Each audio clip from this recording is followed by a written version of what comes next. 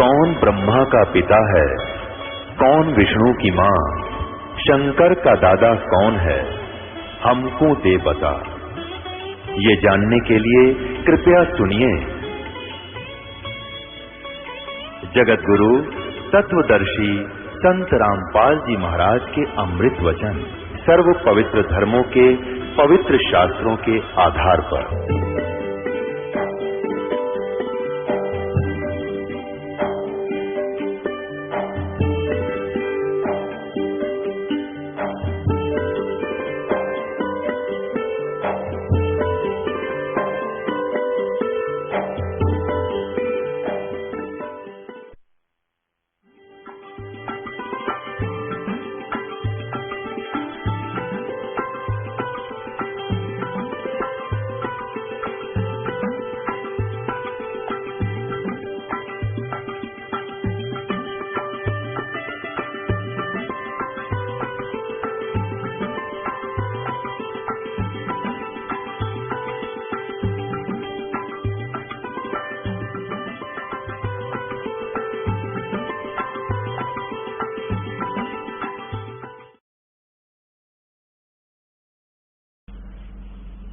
वेद पढ़े पर वेद न जाने, ये बच्चे पुराण 18।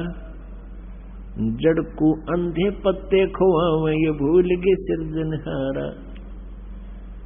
तो जिस कारण से इस काल ने हमें यहाँ गुमराह किया हुआ है, उस अज्ञान को हटाने के लिए परमेश्वर स्वयं आते हैं, अपनी प्यारी आत्माओं को ये ज्ञान बताते हैं, जन्म मृत्यु से छुटकारा पाने का विधान बताते हैं।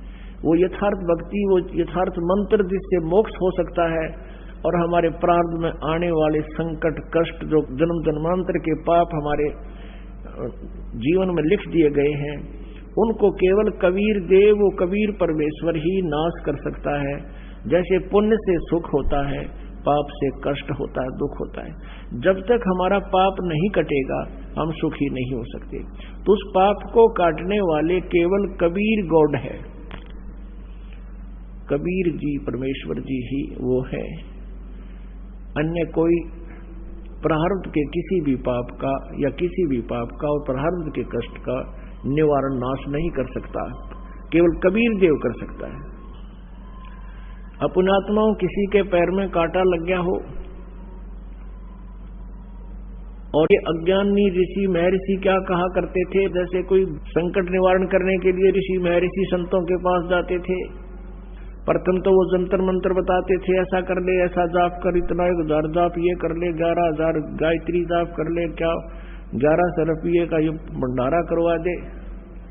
सब कुछ कराने के उपरांत भी कोई लाभ नहीं होता था। तो वे क्या कहते थे, वो अज्ञानी और वेद ज्ञानहीन ऋषि महर्षि गुरु ब्राह्मण, कि ये तुम्हारे प्रारब्ध का कष्ट है, तुम्हें भोगना ही पड़ेगा। उदाहरण देते थे, श्री कृष्ण जी ने श्री राम रूप में सुग्रीव के भाई को मारा था, बाली को धोखा देकर वृक्ष की ओट लेकर। वो उसके प्रारब्ध में लिखा गया था। उस प्रारब्ध के कर्म का भोग श्री कृष्ण रूप में विष्णु जी ने भोगना पड़ा। फिर हम चुप हो जाते थे, हमारे पास तर्क नहीं था, तर्क की गुंजाइश नहीं थी, लेकिन आत्मा में हार नहीं थी। हम ये सोचते थे कि नहीं, भगवान ऐसी कोई शक्ति है जो हमें लाभ अवश्य देगा, क्योंकि आत्मा परमात्मा से परिचित है कि वो परम शक्ति है। लेकिन अज्ञान ने इसके ऊपर इतने आवरण छा दिया कि ये विश्वास नहीं कर पाती, और लेकिन ये रुक भी नहीं पाती।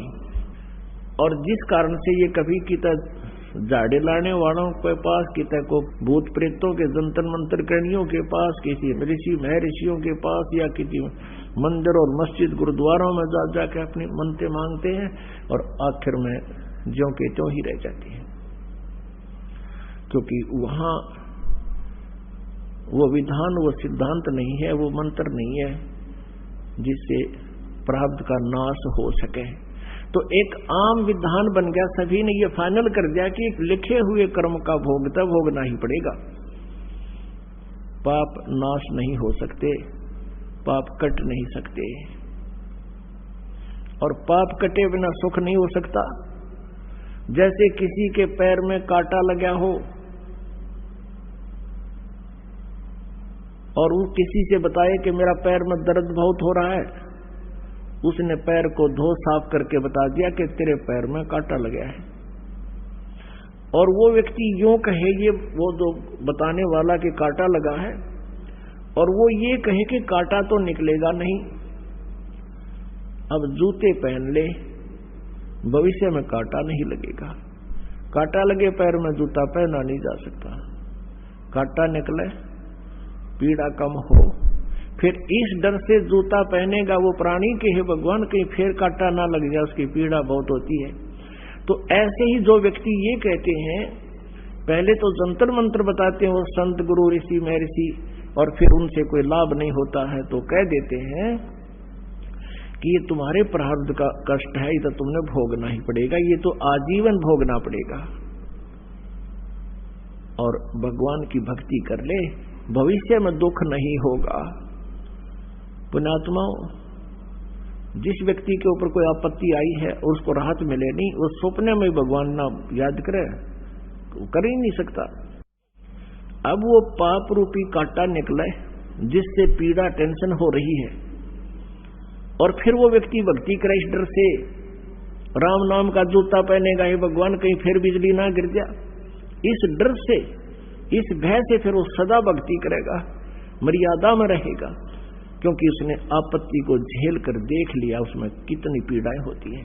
और कोई ये कहे कि ये तो कष्ट बना ही रहेगा, आगे भक्ति कर ले, वो सपने में भी नहीं कर सकता भक्ति। ऐसे तो नास्तिक हो गए, पूरा चीन नास्तिक हो गया, जिसमें विश्व की आधी के लगभग जो है जनसंख्या है, और पूरा रूस नास्तिक हो गया। जो पहले सब आस्तिक थे, महात्मा बुद्ध को माना करते थे, उनको महात्मा मानकर, संत मानकर उनकी शिक्षाओं को ग्रहण किया उनके पूर्वजों ने, लेकिन आध्यात्मिक लाभ नहीं मिला। औपचारिक ज्ञान जो महात्मा बुद्ध ने बताए तो आम माता पिता अपने बच्चों को बता देता है, लेकिन जब तक उसके पास समाधान नहीं है, परमात्मा का सहयोग साथ नहीं है, और वो मंत्र नहीं जिसे पाप नाश हो, जीव परमात्मा को नहीं मान सकता। और काल यही चाहता है कि नास्तिक हो जाए, कलयुग में विशेषकर, उससे पहले कोई नास्तिक नहीं था। द्वापर तक आप देख लो, सब इतिहास है, चारों वर्ण भक्ति किया करते थे, परमात्मा से डरते थे, आसरा रखते थे भगवान पर। कलयुग में एक विशेष परमात्मा की और काल का एक विशेष वार्ता और संधि हुआ है, एक कंप्रोमाइज हुआ है कि काल ने परमेश्वर से जो पहली बार भगवान रूप बदल कर आए थे, रूपांतर करके अपने पुत्र जोगजीत के नाम से, तो काल ने कहा था भगवान 3 युगों में जीव कम ले जाना, और कलयुग में जब चौथा युग आवे उस कलयुग में आप कितने ही जीव निकाल ले जाना। तो काल ने ये सोच रखा था कि कलयुग में इनको ऐसा बना दूंगा, सतयुग त्रेता द्वापर में इनके पुण्य रहेंगे, और कलयुग में वो पुण्यहीन हो जाएंगे, और अन्य ना जाने कितने पंथ बना दूंगा, ना जाने कितने धर्म बना दूंगा, और इनको नास्तिक कर दूंगा। और आज उसने वो सब काम कर रखे हैं। तो परमेश्वर ने कहा था कि ठीक है, सतयुग त्रेता द्वापर में कम जीव ले जाऊंगा, और चौथा युग में मैं आप देख लूंगा तेरे को। अब ये वार्ता फिर बताएंगे, आज प्रसंग कुछ और है। अब कहने का भाव ये है कि जब तक हमारा पाप नाश नहीं होगा, कांटा नहीं निकलेगा, तो पीड़ा मिटे नहीं, और पीड़ा नहीं मिटेगी तो जूता पहना नहीं जा सकता। ठीक इसी प्रकार जो दुखी आत्मा यहाँ आते हैं, यदि वो परमात्मा परमेश्वर कबीर जी की जो हम दास नियम बताता है, मर्यादा बताता है, उस मर्यादा में रहोगे तो आप पर कष्ट नहीं रहेगा। आप ये सोचकर आते हो कि आज ही जादू मंत्र जंत्र कर दे गुरुजी और फिर हम अपने राज्य गुरुजी अपने, नहीं, ये काम हम नहीं करेंगे। परमात्मा का उद्देश्य है कि तुम यहाँ आओ, इस ज्ञान से परिचित हो, कुछ ऐसी राहत तो आपको प्रथम दिन ही मिल जाएगी जो सच्चे दिल से रो का यहाँ समर्पित होगा। समर्पित का अर्थ है कि हम जो भी मार्गदर्शन आपको करें, भाई बीड़ी शराब मांस तंबाकू नहीं पीनी है, अन्य किसी देवी देवता की भक्ति जो तुम पहले करते थे वो नहीं करनी है, इन सभी मर्यादाओं को जो हृदय से मानकर समर्पित होता है, उसी दिन से राहत शुरू हो जाती है। लेकिन हमारे भक्त और कुछ वो स्वयं भक्त पुस्तक आदि ज्ञान सुनकर पढ़कर आते हैं, तो उनके धारणा ये होती है कि बार चल कर देखता हूं, राहत मिलेगी तो ठीक है, नहीं तो नहीं। ऐसे व्यक्ति को यहाँ कभी राहत नहीं मिलेगी, चाहे आइयो चाहे मत आइयो। हमारा उद्देश्य है कि आपको राहत तो अवश्य मिलेगी, गारंटीड मिलेगी, आपके ऊपर कोई कष्ट नहीं रहेगा, मेरे से लिखवा लो तुम। लेकिन जैसे हम कहें ऐसे करते रहो। आपको बार बार यहां बुलाने का उद्देश्य है कि आप भगवान से परिचित हो जाओ, और परिचित होने के बाद फिर अननेसेसरी डिमांड खत्म हो जाएंगी, जिनके कारण हम भगवान से दूर होते चले जाते हैं, जिनकी हमें आवश्यकता नहीं। और फिर आप देखना प्रतिदिन भगवान कितने सुख देगा, आपकी सोच भी नहीं सकते। तो वो परमात्मा,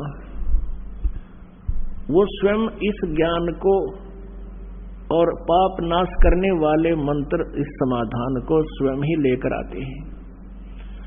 किसी भी सदग्रंथ के अंदर सोहम मंत्र नहीं है। परमेश्वर ने कहा कि सोहम शब्द हम जग में लाए और सार शब्द हमने गुप्त छिपाए। केवल एक ओम नाम है। सभी पवित्र सदग्रंथ, सभी पवित्र सदग्रंथों, मान्य सदग्रंथों में, जैसे पवित्र चारों वेद, पवित्र श्रीमद् भगवत गीता, इनमें केवल एक ओम नाम है। उसके अतिरिक्त कोई भी मंत्र जाप करने का नहीं है, मोक्ष का सहयोगी आधार नहीं है। और ये हमने सैकड़ों प्रकार के मंत्र बना रखे, हरे राम राम राम हरे राम, कृष्ण कृष्ण राधे राधे, श्याम नलादे, ओम नमः भगवते वासुदेव नमः, ओम नमः शिवाय।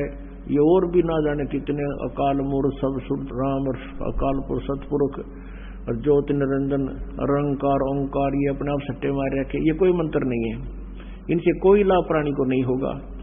आज सुन लो और 10 साल बाद आपकी जब आंखें खुलेंगी, जब आपको पछताना पड़ेगा कि सचमुच हम गलत साधना कर रहे थे। दास का उद्देश्य किसी को भावनाओं को ठेस पहुंचाना नहीं है, लेकिन कुएं में गिर रहे हो आप, उससे बचाना मेरा उद्देश्य है कि वहां से तुम हटो, इस रास्ता को चेंज करो, सतभक्ति करो, फिर आंखों देखो सदग्रंथों में क्या लिखा है। तो श्रीमद् भगवद गीता अध्याय नंबर 8 के श्लोक नंबर 13 में कहा कि ओम इति एकाक्षरम ब्रह्म व्यवहारण माम अनुसमरण यह प्रयाति तदंदेहम सयाति परमाम गतिम। मेरा केवल एक ओम नाम है, मुझ ब्रह्म का, माम ब्रह्म, मुझ ब्रह्म का। ये काल बोलता है श्री कृष्ण जी में, ये ब्रह्म है। मेरा एक ओम मंत्र है, नथिंग एल्स, मेरे जाप का और कोई मंत्र नहीं है, और मोक्ष सहयोगी यही मंत्र है।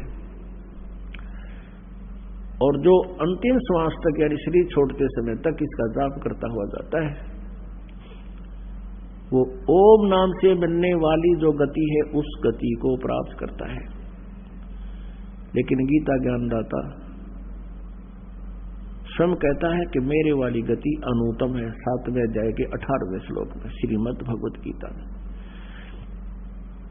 इसलिए उसने कहा अर्जुन तू सर्वभाव से 18वें अध्याय के 62वें श्लोक में, 15वें अध्याय के 1 से लेकर 4 श्लोक में, कि तू सर्वभाव से उस परमेश्वर की शरण में जा, उसकी कृपा से तू परम शांति और सनातन परम धाम यानी सतलोक को प्राप्त होगा, जहां जाने के बाद फिर लौटकर कभी संसार में नहीं आते।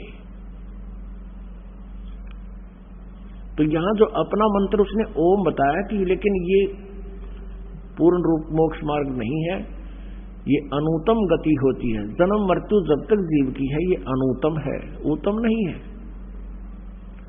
फिर 17वें अध्याय के 23वें श्लोक में कहा है कि ओम तत्सत इति निर्देश है ब्रह्मण त्रिविध समर्था है।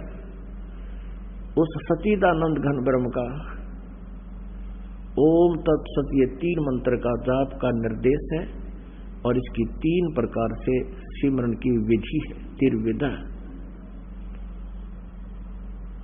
अपनात्माओं गीता ज्ञान दाता ने अपना ओम नाम तो डिक्लेयर कर रखा है, सार्वजनिक रखा है, और तत् और सत ये सांकेतिक है। गीता जी अध्याय नंबर 15 के श्लोक नंबर 16-17 में 3 प्रभु हैं, 3 पुरुष हैं, एक सरपुरुष एक अक्षर पुरुष।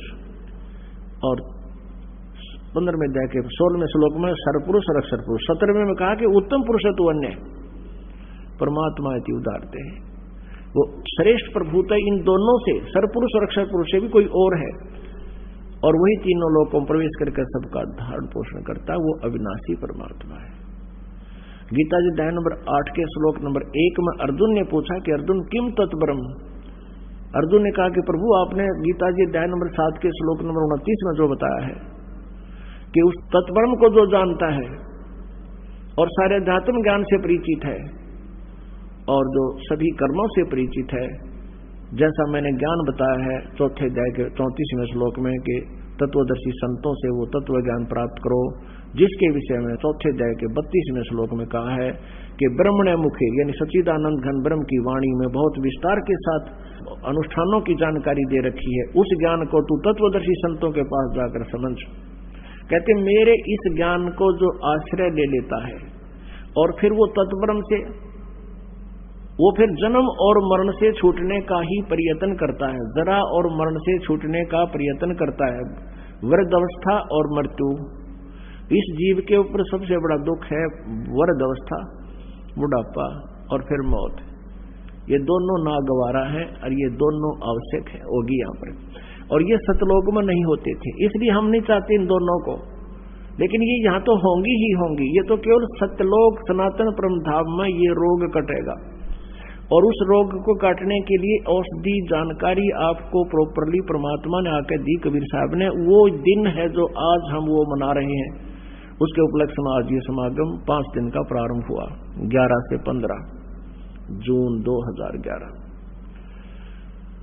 तो वो परमात्मा ने स्वयं आकर बताई। तो यहाँ गीता ज्ञान दाता ने जो बताया कि उस तत्ब्रह्म को जो जानता है उसको फिर वो तत्वदर्शी संत से सारे अध्यात्म ज्ञान से परिचित हो जाता है, फिर वो केवल जरा और मरण से ही छुटकारा पाने का प्रयत्न करता, नथिंग एल्स। यहाँ की कोई डिमांड नहीं करता।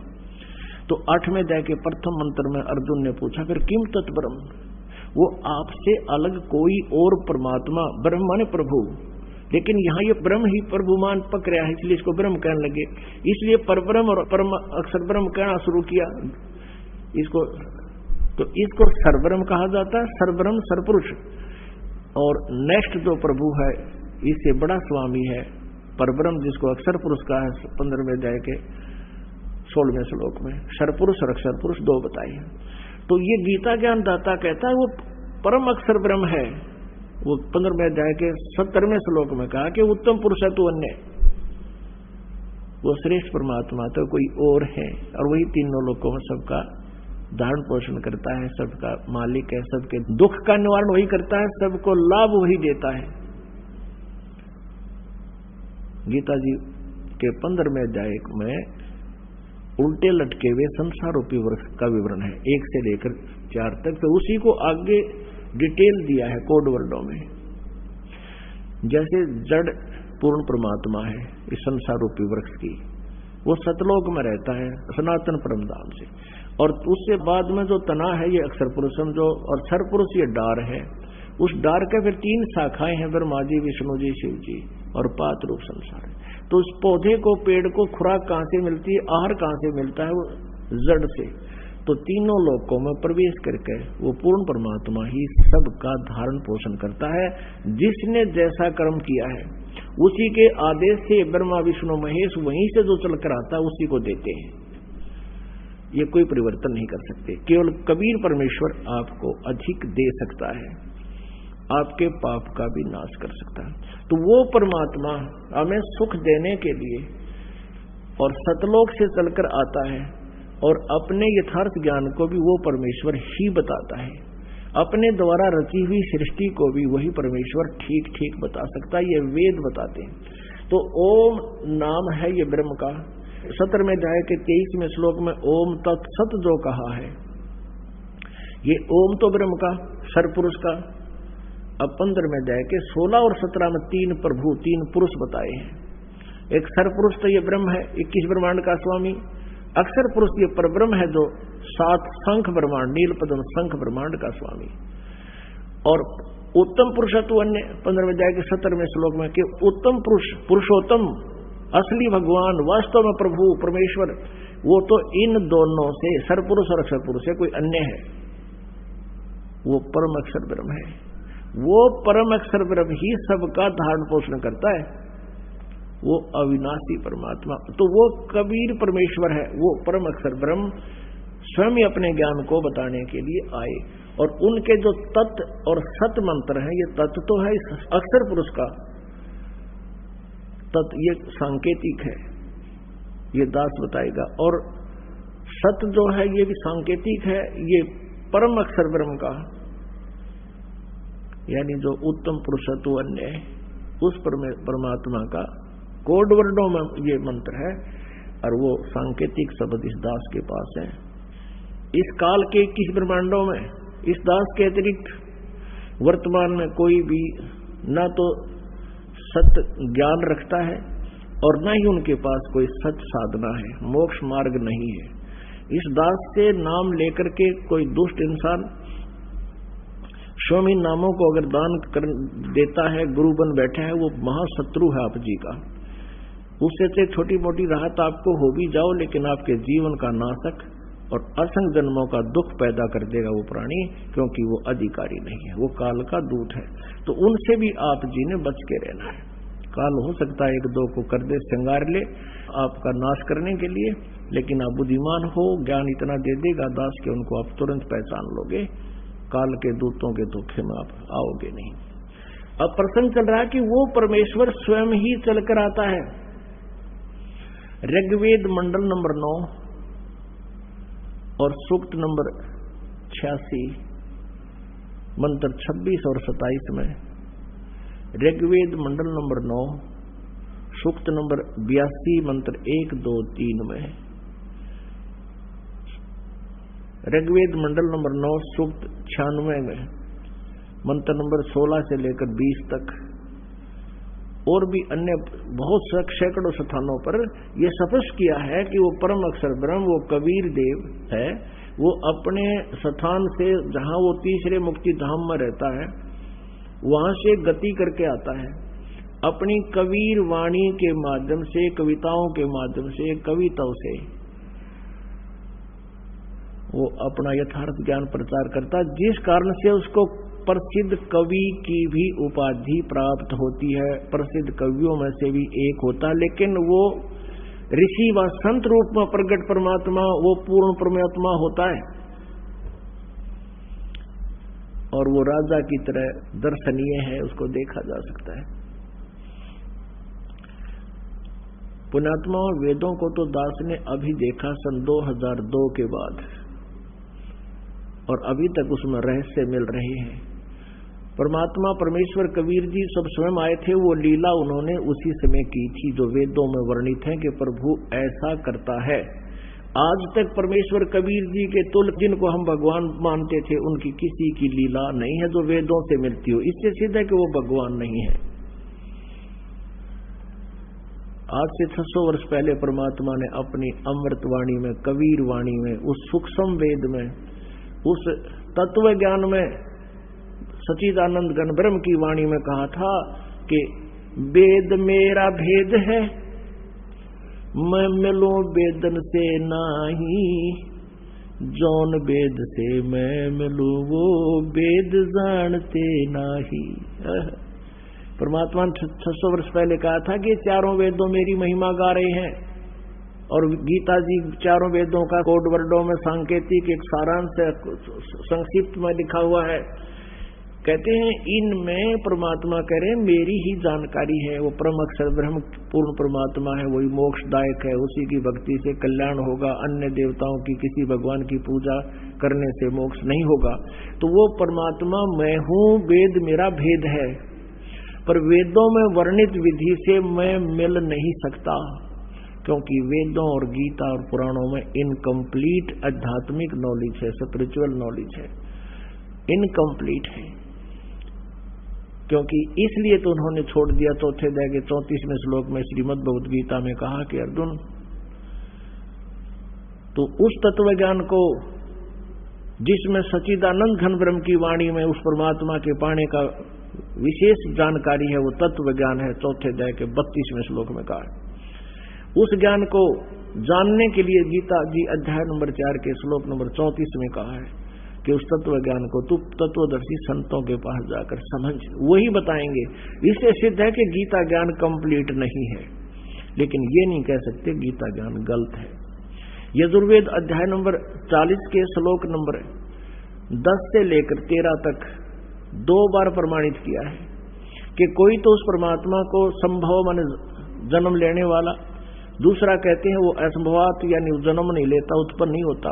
कोई निराकार बताता है, कोई साकार बताता है, कोई जन्म लेने वाला बताता है, कोई अजन्मा बताता है। कहते हैं उस परमात्मा की जानकारी तो वो तत्वदर्शी संत बताएंगे। धीरा नाम लिखा उसमें, धीरा नाम यानी तत्वदर्शी संत बताते हैं, उनसे सुनो। इससे सिद्ध है कि वेद ज्ञान भी इनकम्प्लीट है, कंप्लीट नहीं है। इसलिए यजुर्वेद अध्याय नंबर 40 के श्लोक नंबर 15 में कहा है कि वायु अनिलम अमृतम अथिदम भस्मांतम शरीरम। शरीर छूटने तक परमात्मा की भक्ति करो। कैसे? ओम करतो समर, किलवे समर और करतुम समर। ओम नाम का जाप काम करते करते सिमरण करो, विशेष कसक के साथ सिमरण करो और अपना मनुष्य जीवन का प्रथम कर्तव्य मानकर ओम नाम का सिमरण करें। अब ये तो ब्रह्म का जाप। फिर इस ब्रह्म ने बता दिया है कि उस सच्चिदानंद घन ब्रह्म के बारे में तो तत्वदर्शी संत बताएंगे। और यजुर्वेद अध्याय नंबर 40 के श्लोक नंबर 17 में लिखा है वेद ज्ञान दाता और गीता ज्ञान दाता एक ही है। ये वेद ज्ञान दाता कहता है कि वो पूर्ण परमात्मा तो प्रोक्ष है, ऊपर प्रोक्ष है, गुप्त है, और मैं ब्रह्म हूं, मेरा ओम नाम है। मैं खंभ यानी अंतरिक्ष में रहता हूं। जैसे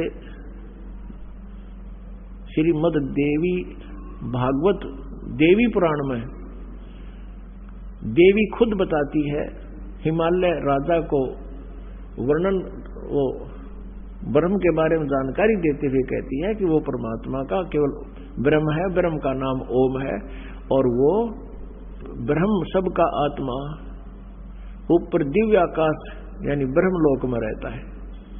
और ये खुद यजुर्वेद के 40वें अध्याय के 70वें श्लोक में यानी 40वां अध्याय यजुर्वेद का अंतिम अध्याय है और 70वां मंत्र भी यजुर्वेद का अंतिम मंत्र है। इसमें दोनों भगवानों का अलग अलग निर्णय दे दिया कि वो पूर्ण परमात्मा तो प्रोक्ष है, ऊपर गुप्त है, और मैं ब्रह्म हूं, मैं खंभ यानी अंतरिक्ष में स्वर्ग में रहता हूं, मेरा ओम नाम है। That's all. तो इससे सिद्ध है कि ना वेद कंप्लीट ज्ञान रखते हैं उस परमात्मा के पाने का। उसके लिए ऑप्शन छोड़ दिया कि उसको तो तत्वदर्शी संत ही बताएंगे। तो परमेश्वर कबीर देव जी 600 वर्ष पहले कहा करते थे, वेद मेरा भेद है, मैं मिलूं वेदन से नाही, और जौन वेद से मैं मिलूं। ये वेद जानते नहीं, ये चारों वेद मेरी महिमा गाते हैं, लेकिन इन वेदों में मेरे पाने का विधान नहीं, संविधान नहीं, कोई ज्ञान नहीं, मंत्र नहीं।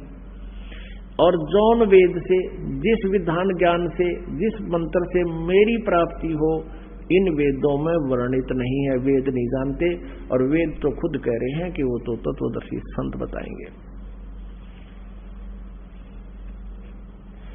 वो तत्वदर्शी संत की भूमिका करने भी स्वयं ही परमेश्वर आए थे। ना जीव तत्वदर्शी नहीं हो सकता, अध्यात्म ज्ञान से जीव परिचित नहीं हो सकता भगवान की रची सृष्टि को। और जीव उससे उत्पन्न प्राणी कैसे बता देगा? ये ब्रह्म भी, ब्रह्मा विष्णु महेश भी, और दुर्गा भी, ये सभी देवता भी, और यो काल भी, ब्रह्म भी और परब्रह्म भी, ये सब उस परमात्मा से उत्पन्न है। तो परमात्मा के द्वारा उत्पन्न की गई सृष्टि को उसके बालक नहीं बता सकते, संतान नहीं बता सकती, तो पिता ही बतावे। उसके बताने के बाद तो हम बता सकते हैं, उनके से सुनी हुई, जैसे दास आपको बता रहा है। तो ऐसे उस परमेश्वर ने 600 वर्ष पहले इस कलयुग में, वैसे तो परमात्मा चारों युगों में आए हैं, चारों युगों में ऐसे ही आते हैं। ये खुद बताते हैं कि सतयुग में सत सुकृत कटेरा, त्रेता नाम मुनिंदर मेरा, द्वापर में करुणा में कहाया, और कलयुग नाम कबीर धराया। परमात्मा कहे चारों युगों में आए हम। और फिर कलयुग में जब आए परमात्मा, जब उन्होंने ये लीला की, ऐसी ही लीला प्रतिवार करते हैं। नवजात शिशु का रूप धारण करके वो कमल के फूल पर कहीं 100 साल पर प्रकट होते हैं। वहां से कोई दंपत्ति जो निसंतान होते हैं वो उठा ले जाते हैं। और फिर परमात्मा कोई अन्न आहार नहीं करते हैं बालक रूप में। फिर उनके परवरिश, उनके बाल्यपन के आहार यानी परवरिश की लीला कुंवारी गायों से होती है। ऋग्वेद मंडल नंबर 9 सूक्त नंबर 1 मंत्र नंबर 9 में स्पष्ट लिखा हुआ है कि वह शिशु रूप में प्रकट परमात्मा के परवरिश की लीला कुंवारी गायों से होती है। और 600 वर्ष पहले परमात्मा कबीर जी ने वह लीला की थी कि जब वो आए थे, वो 25 दिन के हो गए थे, उन्होंने कोई दुग्ध आहार नहीं किया था। तब अभी बताते हैं ये कहानी, आगे बताएंगे आपको। पहले जो प्रसंग चल रहा था कि नीरू और नीमा परमात्मा को ले आए, और कोई कह रहा ये ब्रह्मा है, कोई कहे विष्णु जी का अवतार है, कोई कहे शिव जी का अवतार है, ये तो कोई कहे में तो देवता नजर आता। देवता कहते हैं ये तो कोई और परम शक्ति है, आकाश से वो डिस्कस कर रही है। अब उसके विषय में गरीबदास साहिब जी ने जो परमात्मा की लीला को परमेश्वर कबीर जी द्वारा प्राप्त दिव्य दृष्टि से असंख्यों वर्ष पहले का भी ज्ञान दिया, संख्यों वर्ष पहले का, युगों पहले का भी, और हमारी उत्पत्ति जन्म का भी ज्ञान दिया। तो परमेश्वर के प्रकट होने का भी 600 वर्ष पहले जो कैसे आए थे, फिर क्या लीला हुई थी, क्या बताते हैं। जल थल पृथ्वी गगन में बाहर भीतर एक, पूर्ण ब्रह्म कबीर हैं अवगत पुरुष अलेख। सेवक हो के उतरे इस पृथ्वी के माही, जीव उदाहरण जगत गुरु बार बार बलि जाही। जीव उदाहरण जगत गुरु बार बार बलि जाऊं मैं। गरीबदास जी कहते हैं उस परमात्मा के ऊपर बलिहारी हूं, न्योछावर हो जाऊं मैं, जिस निशान मोल ज्ञान और एक दास बनकर, एक जुल्हा बनकर, गरीब इंसान बनकर अपने एक सभ्य नागरिक की तरह हर तरह की जो क्वालिटी एक भक्त या अच्छे नागरिक में होनी चाहिए, और एक अच्छे भक्त में हो, दास में हो, गुरु का दास जो बने, शिष्य बने, और एक पूर्ण संत में जो क्वालिटी होती है, जो गुण होते हैं, उन सभी को परमात्मा ने स्वयं ही पूर्ति करके दिखाया कि यदि तुमने भगवान चाहिए तो जैसे मालिक ने एक उदाहरण पेश किया, एक सैंपल पेश किया,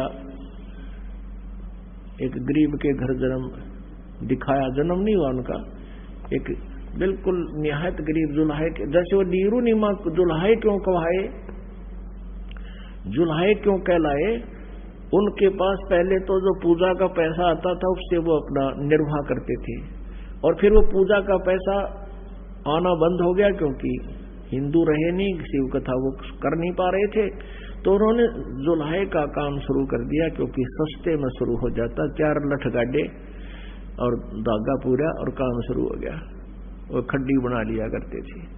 तो जिस कारण से कई वर्ष काम करते करते हो गए, वो जुल्हा पक गए, नाम को जुल्हा कहलाने लगे।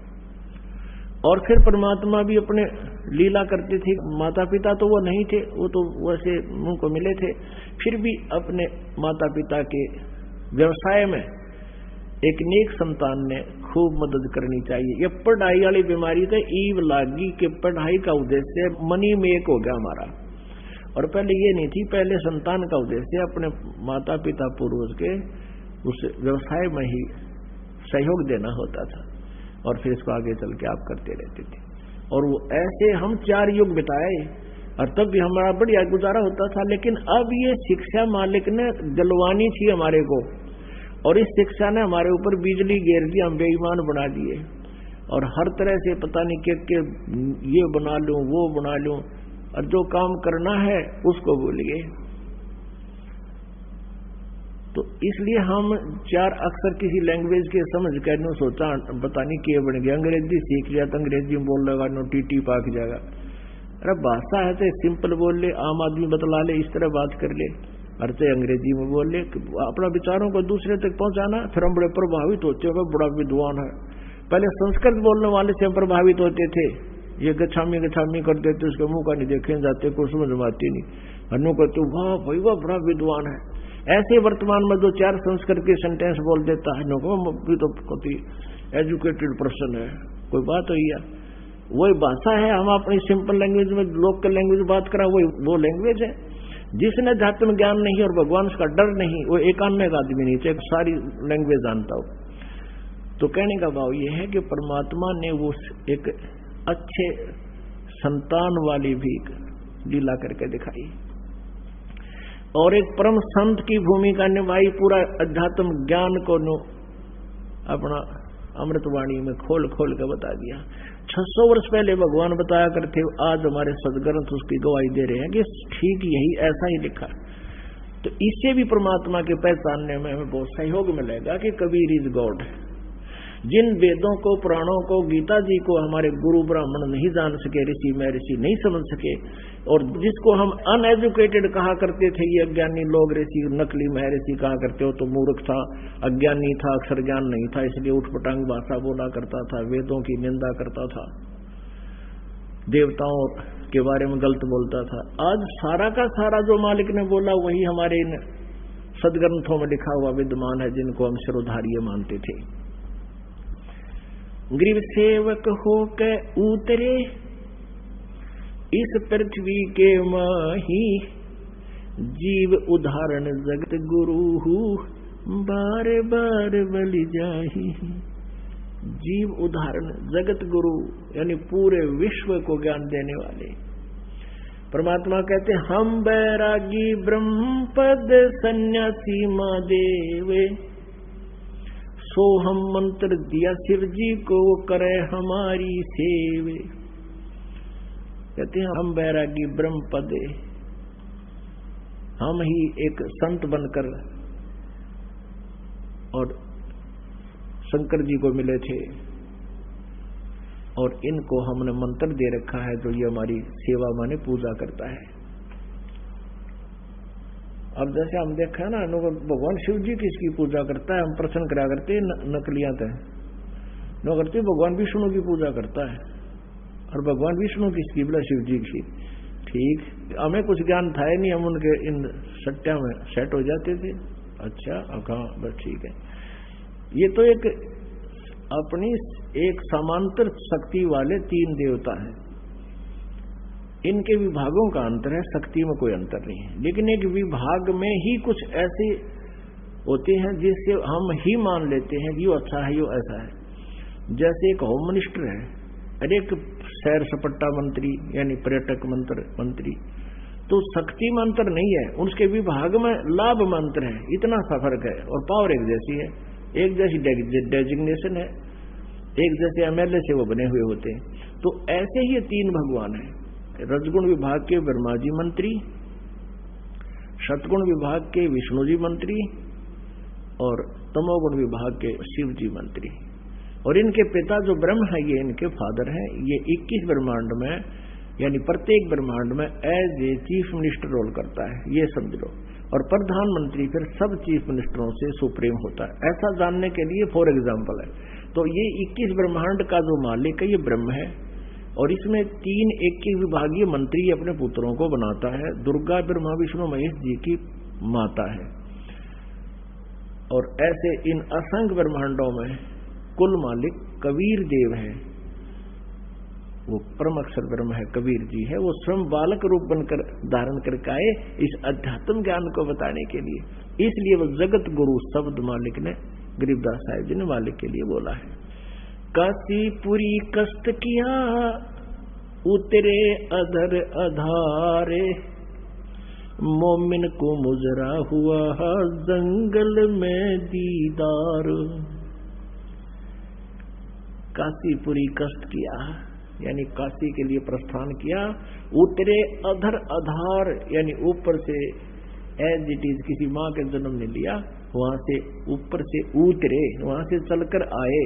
जैसे ऋग्वेद मंडल नंबर 9 सूक्त नंबर 86 मंत्र नंबर 26-27 में दो मंत्र बहुत अजब समझनिया होता कोई कि वो परमात्मा जो लोक के तीसरे पृष्ठ पर तीसरे भाग में विराजमान है ऊपर, वहां से गति करके आता है। वो कबीर देव है और विद्युत जैसी गति से जल्द सी गति से वो आता है, जैसे बिजली आया करे 1 सेकंड में, और अपनी अच्छी आत्मा को प्राप्त होता है। वो अपने रूप को सरल करके, क्योंकि वहां परमात्मा का जो सतलोक में शरीर है मनुष्य जैसा है, वहां भी भगवान उसके एक रोमकूप में करोड़ सूर्य मिला दे, करोड़ चंद्रमा, उनकी रोशनी भी उस मालिक के एक रोमकूप के नूर के सामने फीकी है, हल्की पड़ा है, इतना तेजों में है वो। एज इट इज वहां या आ जा तो हमारे तो उल्लू की तरह खेबंद हो जाए, हम देख नहीं सकते चरम दृष्टि से। तो वो अपने रूप को सरल करता हुआ हल्के तेज पुंज का बना के, और वहां से अपने भक्तों के विघ्नों को मर्दन करता हुआ वो अच्छी आत्मा को मिलता है। किस लिए मिलता है और वो कैसा है? ऋग्वेद मंडल नंबर 9 सूक्त नंबर 82 मंत्र नंबर 1, 2, 3 में, ऋग्वेद मंडल नंबर 9 सूक्त नंबर 20 मंत्र नंबर 1 में, और भी सैकड़ों स्थान पर ऋग्वेद मंडल नंबर 9 सूक्त नंबर 96 मंत्र नंबर 16 से 20 तक कति स्पष्ट किया है कि वो आम व्यक्ति की तरह जैसे कपड़े पहन लेता आदमी, ऐसे अन्य शरीर ऐसे वो धारण करके अपने शरीर के ऊपर एज इट इज और हल्का तेज पुंज का शरीर बनाकर यहाँ आता है। ऐसे गरीबदास जी कहते हैं, तेज पुंज अन्य दे धर कर इस विध हमको भेंट ही। वो कबीर परमेश्वर काशीपुरी कष्ट किया, वो उतरे अधर आधारे। अधर आधार माने ऊपर, तो अधर माने ऊपर से, आधार न्यो के न्यो आए चल के। और मोमन को मुजरा हुआ हा जंगल में दीदार। मोमिन कहते मुसलमान को। अब कबीर परमेश्वर की छवि को कैसे वर्णित कर रहे हैं आदरणीय गरीबदास साहब जी। कोट किरण शशिभान सुध आसन अदर विमाने, परसत पूर्ण ब्रह्म को शीतल पिंड अरु प्राण। जब नीमा ने मालिक को गोद में ले लिया, सीने से लगा, उसका मुंह चूमिया जैसे बच्चे से प्यार करती है माँ, तो कहते हैं परसत पूर्ण ब्रह्म को, उस पूर्ण परमात्मा को टच करते ही, परसत माने टच करते ही, छूते ही, और शीतल पिंड और प्राण जैसे बर्फ में हाथ पर रख दे वो अपना प्रभाव दिखाती है। ऐसे ही कहते भगवान को जब जो ही टच किया, सीने से लगाया छोटे बालक रूप में माई ने, कहते ऐसा एकदम सौर्य शरीर में शरण शरण सा होया, ऐसा अफेक्ट हुआ उसके।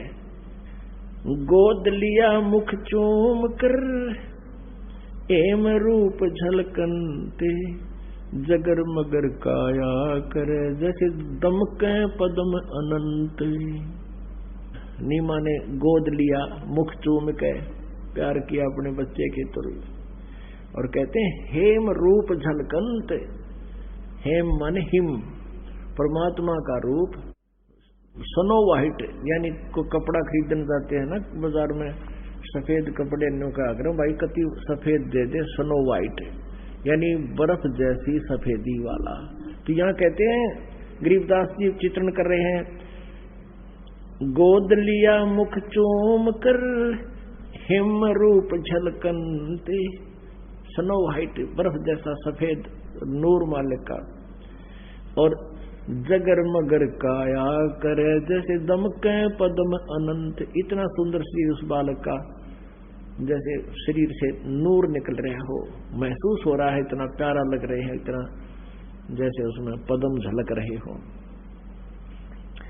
काशी उमटी गुल भया मोमिन का घर घेरे, कोई कहे ब्रह्मा विष्णु है, कोई कहे इंद्र कुबेर। मालिक की लीला कही थी प्रभु ने कि तुम ले चलो, कोई तुम्हें कुछ नहीं कहेगा, ऐसा ही हुआ।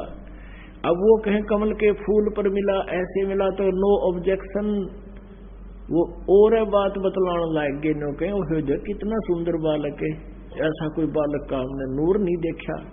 फिर नो कहे कोई कहे काशी उमटी गुल भया, यानी सब उमड़ का आगे वहां सारे शोर माच गए, सब सुंदर बालक जो देखा ना सुना। उस मोमिन का घर घेरे, मोमिन मुसलमान का घर घेर लिया। कोई कहे ब्रह्मा विष्णु है, कोई कहे इंद्र कुबेर, कोई कहे वरुण धर्मराय है, कोई कहते है ईश। 16 कला सुभान गति ही, कोई कहे जगदीश। अपनी अपनी अटकल लावे हैं। जैसे कोई बालक बेटा या बेटी लड़का उत्पन्न हो जाता है तो कदे तो चाची ठावेगी, न्यो कहे तो इसके ताऊ पर दिखे है, कदे फिर बुआ आवेगी, न्यो कहे तो मेरे बाबू पर दिखे है, कोई कहेगी किसी पर दिखे, यानी किसकी उनिहार किससे स्वरूप मिल रहा है। तो ऐसे ही अपनी अपनी अटकल लगा रहे हैं। सच्चे तो वहां के उनिहार नहीं बता रहे, वो इतना अजीब और गरीब, इतना दिव्य रूप था प्रभु का, उनकी सीधी सुरती देवताओं के शरीर की तरफ जा रही है। काशी उमटी गुल भया, मोमिन का घर घेर। कोई कहे ब्रह्मा विष्णु है, कोई कहे इंद्र कुबेर, कोई कहे वरुण धर्मराय है, कोई कहते है ईश। 16 कला सुभान गति ही, कोई कहे जगदीश। भक्ति मुक्ति ले उतरे, ओए होए, भक्ति मुक्ति लेकर अवतरे, मिटन तीनों ताप। मोमन का डेरा लिया, वहां कहे कबीरा बाप। हे भगवान, कितने दयालु दाता अपने बच्चों के लिए कितना कष्ट उठाते हैं। हम कितने भोले और अनजान बना दिए, अज्ञानी बना दिए इस काल ने, हम अपने पिता को पहचान नहीं पा रहे हैं। और कबीर परमेश्वर जी कहते हैं, मैं रोवत हूं सृष्टि को, ये मेरे बच्चे हैं, इनको रोता फिरता हूं, तुम मेरे बच्चे हो, कितने कष्ट उठा रहे हो। किसी का बालक बिगड़ जा, बेटा बेटी गलत रास्ते पर चल जा, माता पिता उसके लिए भटकते रहते हैं कि उनको मालूम होता है कि आगे भविष्य में इनकी विरानमटी होगी, कितना दुखी है ये, लेकिन वो उस समय नहीं समझ पाते, माँ बाप की बात को स्वीकार नहीं करते। अब काल ने हमारे लिए ऐसा कर दिया कि हम अपने पिता को पहचानने योग्य नहीं छोड़े, परमात्मा की परिभाषा को चेंज करा दिया। अब भगवान आता है, मैं भगवान हूं, नहीं, हमने तो भगवान वो चीज है जिसके हाथ में सुदर्शन चक्कर हो, या हनुमान की तरह गदा ले रहा हो, या श्री कृष्ण की तरह या राम की तरह तीर ले रखे हो, या दुर्गा की तरह 8 हाथों में हथियार हो। अमती से भगवान मानना, एक गरीब जुलाहा रूप में रोका मैं भगवान, सपने में ना मानना। लेकिन भगवान तो मना के छोड़ देगा, उसमें वो परम शक्ति है जिसकी हमने सब जगह भटक लिए, राहत नहीं मिली। और उस गरीब जुल्हा जिसको हम एक जुल्हा सा गरीब सा व्यक्ति मानते थे, और वहां जाते ठीक होने लगे। 64 लाख से सो गए थे परमात्मा के आज से 550 वर्ष पहले। वो जानता है कि मैं कैसे अपने आप को भगवान सिद्ध करूंगा, और सिद्ध तो है ही, लेकिन सिद्ध करने के लिए प्रयत्न हो रहा है कि गॉड को, भगवान को भगवान सिद्ध करना कठिन हो रहा है, क्योंकि इस लोक वेद ने सभी के अंतःकरण में अंधेरा छा दिया। अब परमात्मा कहते हैं, 9 मन सूत उड़ जिया, ऋषि रहे झकमार, और सतगुरु ऐसा सुलझा दे, उड़ जाना दूजी बार। अब परमात्मा आए थे, ऐसा सुलझा गए थे इस 9 मन सूत ने। 1 किलो सूत उड़ जाना, धागा होता कच्चे धागे, वो रुआ लिया करते जुलाया ने। जब उसमें कट जा, उसमें टूट जा, गांठ लग जा, तो कोई कपड़ा स्वीकार करे नहीं, तन तो गांठ लागी 36 पैसा दे नहीं, तो उसको बहुत प्यार से सुलझाना ही पड़ता था, उसमें गांठ ना पड़े। तो ऐसे ही परमात्मा कहते हैं कि ये 9 मन सूत उलझवा दिया, काल के दूता ने उलझा दिया, अध्यात्म ज्ञान को बिगाड़ दिया। और उसको परमेश्वर कबीर जी ने आकर ऐसा सुलझा दिया, वो सुलझा कर रख गए थे, हम फिर भी ना समझ सके कि यो ठीक है, हम उलझे हुए माथा मारते रहे। तो परमात्मा कहते हैं, उन्होंने आके सुलझा था, फिर इस दास को बता दिया कि ये सुलझा रखा है, तुम इसने प्रयोग करो।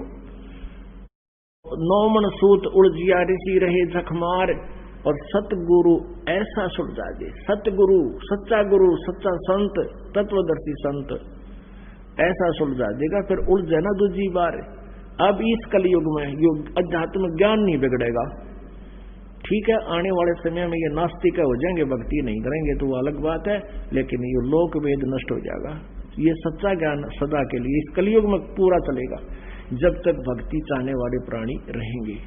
मालिक ने जब तक इसका निर्धारित समय रखा हुआ है। भक्ति मुक्ति ले उतरे ये मेटन तीनों ताप है। अब कबीर परमात्मा कहा करते, तुम कौन राम का जपते जापम, अर्थात मिटे ना तीनों तापम।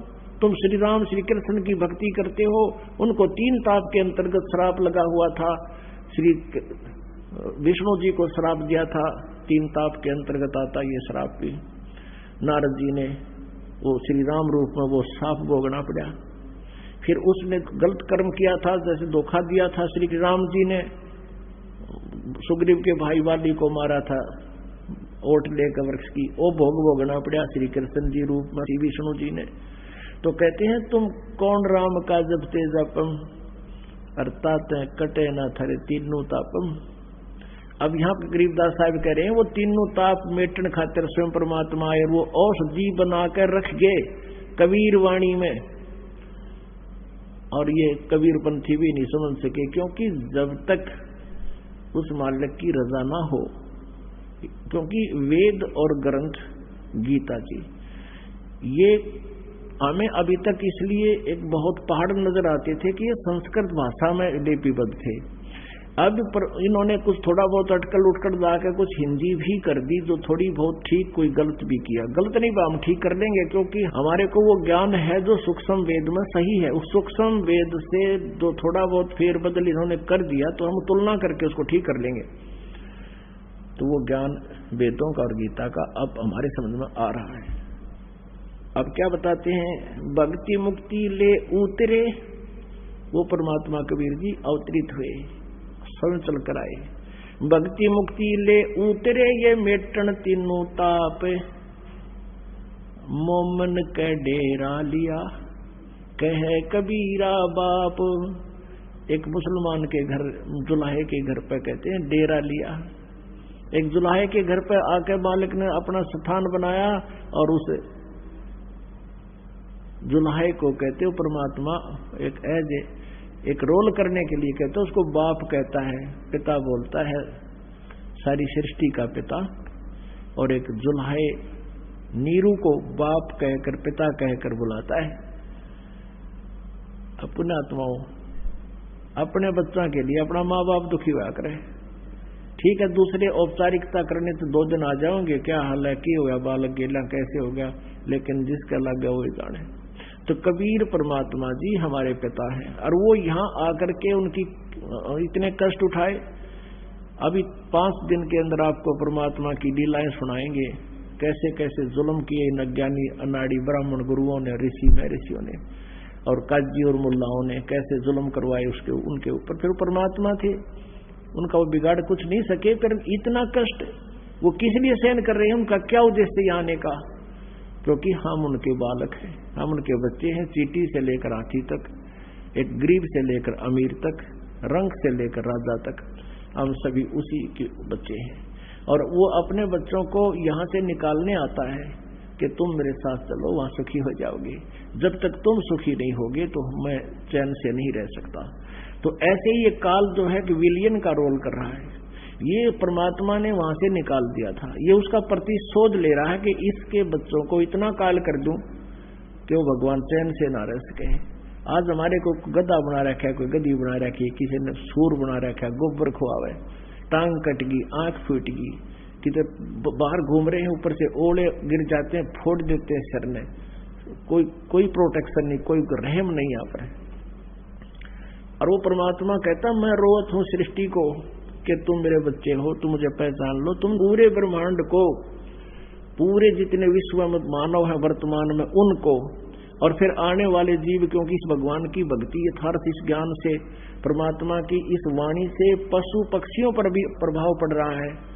जैसे सुखदेव नाम का जो ऋषि था वो पहले गंदे अंडे में उसकी आत्मा थी, अंडा भी गंदा हो गया था, और भगवान शिव ने पार्वती जी को ये पूर्ण परमात्मा की कथा सुनाई थी। नाम तो उसने जो दिए अपने हिसाब के दिए, उस क्योंकि वो भी सिद्धि युक्त संत थे, अधिकारी के मुख से उच्चारित जो परमात्मा की महिमा अधिक इफेक्ट करती है।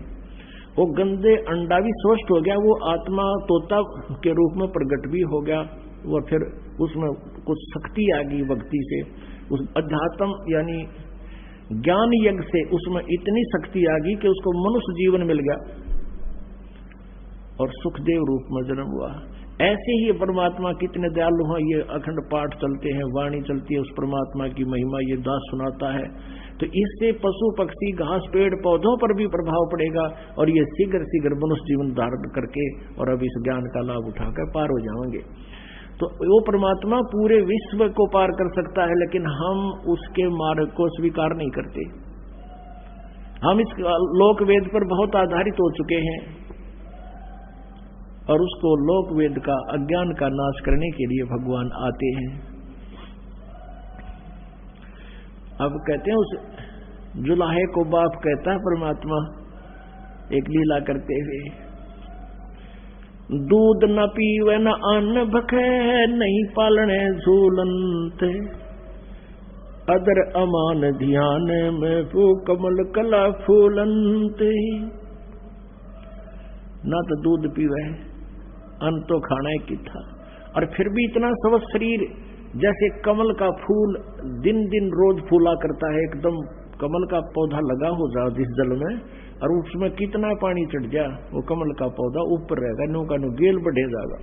कहते हैं कुछ खावे पीवे नहीं भगवान बालक रूप में, और शरीर इतना स्वस्थ जैसे किलो दूध रोज पीवे बालक तब स्वस्थ रहे। दूध न पीवे न अन्न बखे, नहीं पलने झूलनते, अदर अमान ध्यान में वो कमल कला फूलनते। कोई कह छल ईश्वर है, कोई किन्नर कहलावे, कोई कहे गण ईस कहा, जो जो मात रिसाए। ये कोई तो कहे यो ईश्वर नहीं है, यो तो कोई छल है, कोई कहे यो किन्नर है यानी भूत बात है। तीन बातों से वो बड़ी दुखी होती है नीमा। फिर कहते हैं खलक मुलक देखण गया राजा प्रजारीत, जम्बू दीप जहान में ये उतरे शब्द अतीत। दुनी कहे ये देव है और ऊपर से देवता कहते हैं, देव कहे ये ईश है, ईश कहे ये पूर्ण ब्रह्म है, पूर्ण विश्वे बीश। अब कहते हैं ये देवता तो कहते हैं ये भगवान है, और ऊपर के भगवान जो कह रहे हैं वो कहीं तो भाई पूर्ण ब्रह्म है, अपनी अपनी अटकल लगा रहे हैं। अपने आत्माओं, आज से 600 वर्ष पहले एक परमात्मा कबीर जी ने जो लीलाएं की थी, आज वो लीलाएं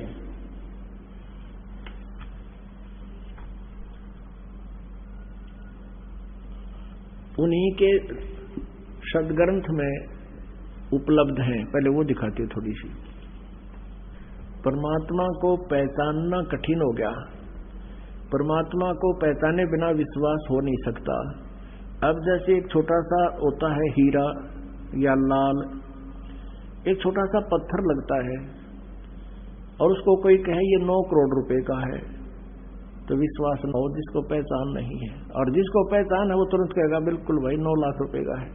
तो उस लाल की पहचान करवाना दास चाहता है कि हमने वो छोटा सा एक कंचा दिखाई देता है, यानी हमने एक दुल्हा दिखाई देते हैं, वो परमात्मा एक कवि नाम से प्रसिद्ध, उनको करके फाइनल कर दिया, बंद कर दी उनकी फाइल को।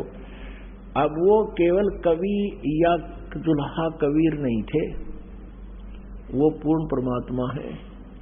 अब उस भगवान को लाल सिद्ध करने के लिए उसके लक्षण बताए जाते हैं, फिर विश्वास हो जाता है। फिर तो विश्वास हो गया कि लाल है तो सब छीनने का लगा लेंगे, पीछे कोई नहीं रहेगा। अब देखिएगा, ये है कबीर सागर। संपूर्ण 11 भाग, खेमराज श्री कृष्ण दास प्रकाशन, बंबई से प्रकाशित है। ये है कबीर सागर प्रथम खंड, भारत पथिक, स्वामी युगलानंद बिहारी द्वारा prescript